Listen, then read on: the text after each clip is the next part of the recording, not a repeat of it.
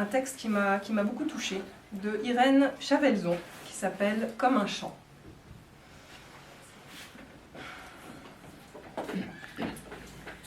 Derrière la vitre, la blancheur d'une branche recouverte de neige, tout était calme. Tout le monde dormait. Je n'osais respirer. Venait ce que j'ignorais encore. Je posais mes mains sur mon ventre. Il me semblait qu'une puissance invincible naissait de moi et que j'acquérais une infinité d'états d'âme. Je savais que je me souviendrais toujours de cette nuit, que mes yeux verraient toujours ce qu'ils voyaient en cet instant, la branche contre la vitre, la lumière bleue et argent de la glace dans l'obscurité de la chambre, le flot brun des couvertures. Mon sang ruisselait. Une pluie tiède d'où s'exhalait une odeur d'herbe. Il me semblait que je flottais, comme si je n'appartenais pas à la terre, mais à l'eau.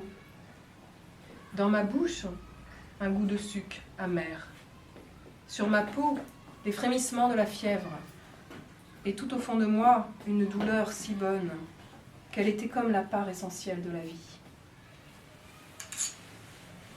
J'atteignais une telle plénitude que je me sentais lasse, de la douce lassitude des plantes sous l'ardeur du soleil. Je voulais recueillir ce sang qui rendait mon corps sensible, triomphant, enfin définitif dans l'univers. Je savais que plus rien ne serait comme auparavant. Tout devenait distinct, comme vu à la loupe.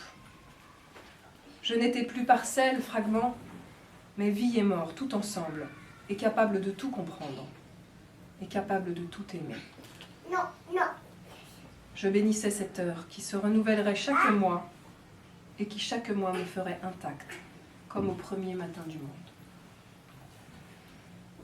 Et il me semblait que, par sa seule présence, mon corps manifestait des pouvoirs surnaturels, les mêmes que ceux de la terre et du ciel, que j'accomplissais le circuit d'une vie entière. Je mettais mes mains entre mes jambes et les ramenais vermeilles contre mon visage. Je me sentais étonnamment voluptueuse. Je buvais ma propre vie et je m'abandonnais à la béatitude singulière qui naissait de ce sang qui me représentait toute. Tout était solennel autour de moi. Éprouve-t-on cette sensation de force extrême quand on est étendu, attendant la mort ?